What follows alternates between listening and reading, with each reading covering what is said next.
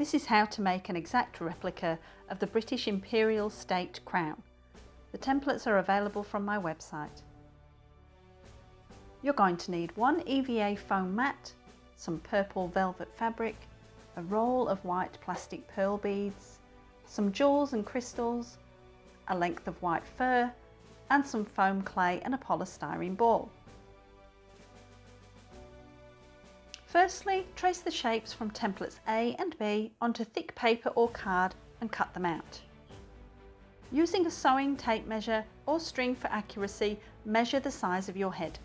Cut a strip of card to the size you measured, add about 3 centimeters or an inch to the length. Now lay out the crown shapes on your strip, adjusting between them to spread them evenly along the band. Stick the shapes to the strip. This now becomes your crown template.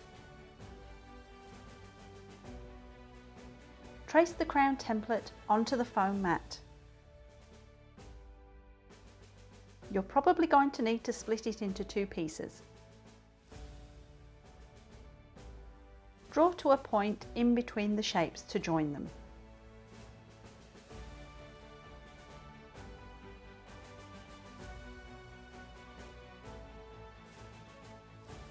Now trace the cross pattier and the 4 irregular pentagons. Make sure to remember to mark the fold points. Cut everything out using sharp craft knives. With this build you can get away with sawing cuts as they will be hidden at the end. Make sure to keep your knives sharp. Slice a thin layer off the cross pattier to remove the uneven surface at the back. Now it's time to glue the crown pieces together, starting with the main base. Once again, I prefer to use contact cement, but any foam safe glue will work. It's best to align the top edge of the crown as this is likely to be the most visible.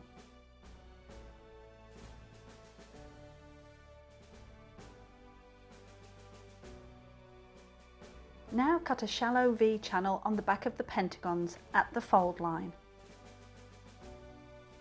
This will allow the foam to fold easily and hold without the need for glue. Take care to make your cuts shallow so you don't go all the way through the foam. Now use a heat gun to close the pores on the smooth side of all the foam pieces. Not a hairdryer, it won't work. When you heat the pentagons, add a slight curve to the long part while it's still warm. Now glue together the pointed ends of the pentagons.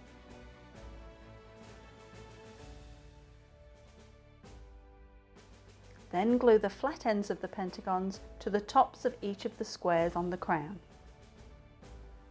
To stop the crown from slipping down your head, hot glue a cross piece inside the crown. This will be hidden.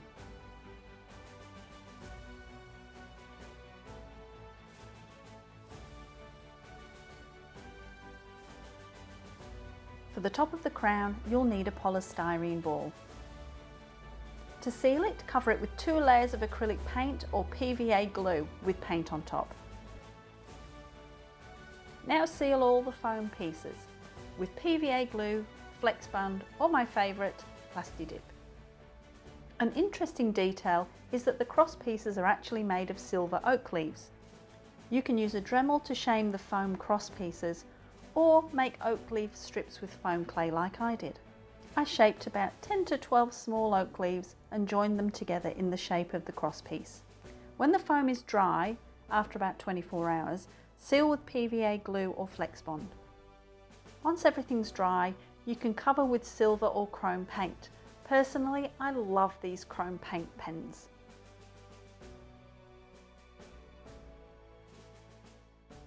Take the rectangle from template C and fold down the centre.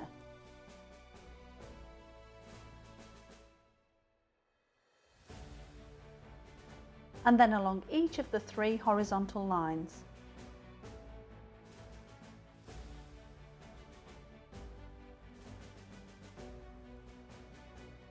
While each line is folded, cut out each of the red or blue triangles.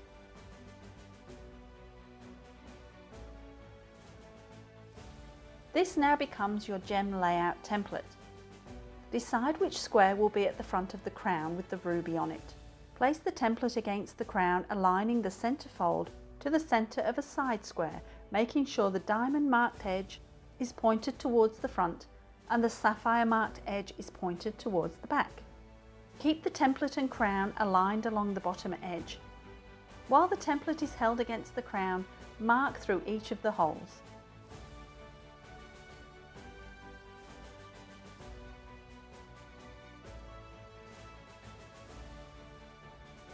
To mark the other side of the crown, simply flip the template over, making sure to align the bottom, front and back accurately.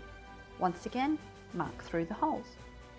Draw two faint parallel lines around the crown by joining the dots around the top and bottom. These lines around the crown become your guide for neatly gluing on the pearls.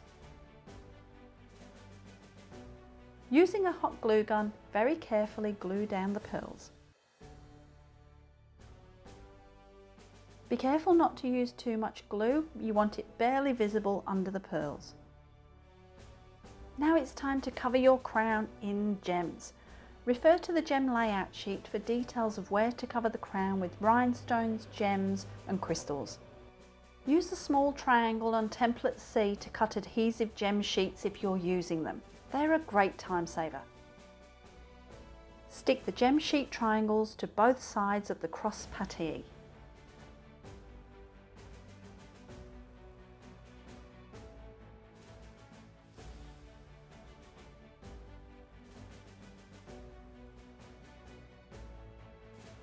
I love this Selleys Quick Fix Super Glue. It's safe to use with EVA foam and polystyrene.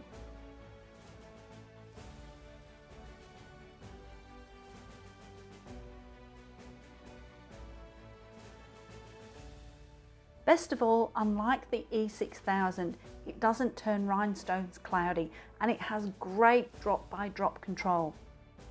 Remember, use as many gems as you like. The real crown is covered in stones.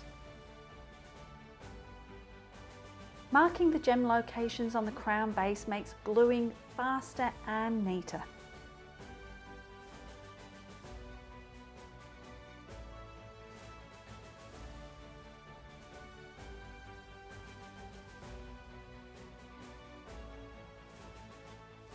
Hot glue works best for the larger gems. And for gluing down the oak leaf cross pieces. Did you know you can just use a Sharpie to add colour to clear gems if that's all you can find? Now hot glue the ball and cross to the centre of the cross pieces. Pin about 8 pearls to the sides of each of the cross pieces.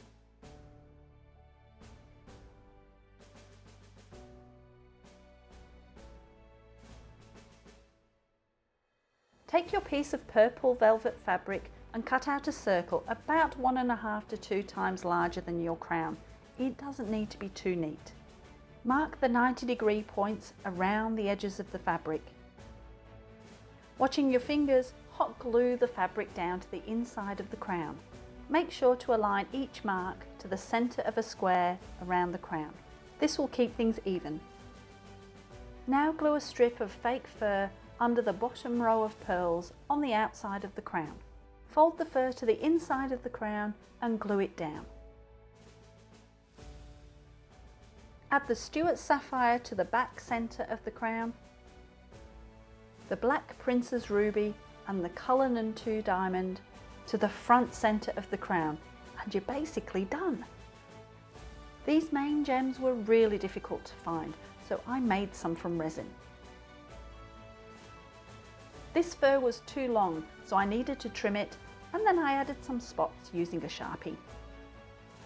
And magically the black crown disappears as the gems draw your eye.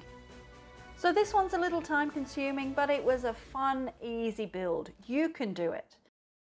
If you want to see how to make the St Edward's crown, don't forget to check out my other video.